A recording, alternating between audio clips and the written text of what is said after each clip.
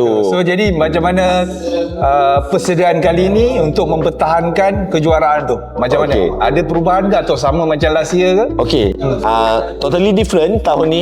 Memang sangat-sangat different. Ataupun buat in term of segi training. Makan, to be honest, Topok dah kaji, dah faham, dah tahu macam mana badan Topok, apa yang badan Topok perlukan.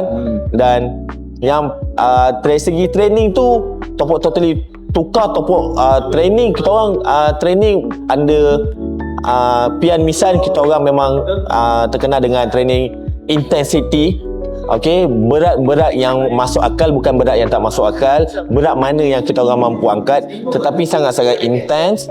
Dan Topok banyak fokus pada mind muscle connection, banyak fokus pada muscle activation during kita orang tengah pump. So bila buat macam tu, Topok akan banyak lagi improve. The most important is during Topok tengah off season tu, Topok betul-betul still jaga makan, tapi training still heavy juga, intense juga.